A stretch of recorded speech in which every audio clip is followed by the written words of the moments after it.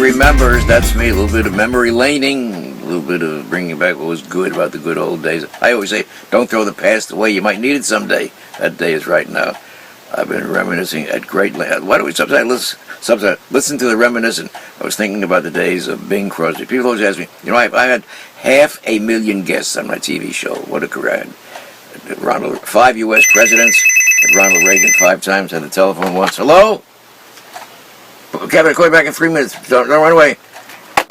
And so far as I had Charlie Chaplin, had Richard Nixon twice, had Cary Grant, I had John Wayne, Frank Sinatra twice. But people ask me my favorite guest, I tell them invariably and indubitably and definitely Bing Crosby. I always thought of Bing, you might say, as being mechanically reproduced. I thought of Bing on radio, on TV, on records, in the movies, whatever it might be. But when he walked toward me that day in my TV studio, flesh and blood, I really melted.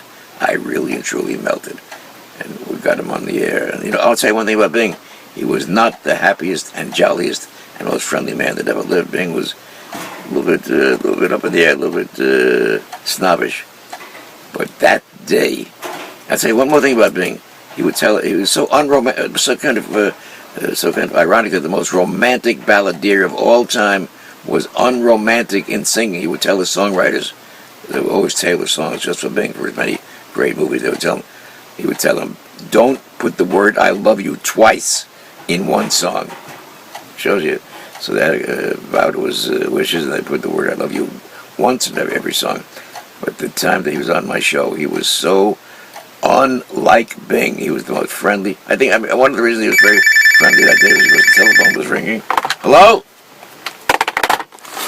Hello? 1 hour, 1 hour. So just a question now that he was so... The reason he might have been very jolly and happy that day was that his new wife, Catherine Grant, was on the panel with him. One day he was on that thing with me. Then the same day he was scheduled to do a show on a different network. They decided not to put on his wife. You know what? He did not do the show. He walked off the set. He had a mind of his own.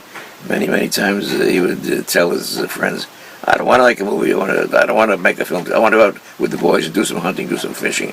He was a man's man. So it is once again doubly ironic that he was more at ease in the wilderness with Andy Devine and his brother Bob Crosby than making movies. But he was the #1 star in Hollywood for a certain time. His partner, of course, was famous road movies, rode to Morocco, rode to Singapore, rode to his #1 co-star was Bob Hope, the combination of Bing and Hope together. And his theme song was When the Blue of the Night Meets the Gold of the Day, which is one of the most famous theme songs of all time. I'll be reminiscing about more famous people soon, but Bing Crosby remains the favorite guest ever on the Joe Franklin Show. More about Bing one day soon. Thanks for listening. Thanks for watching. Have a great day.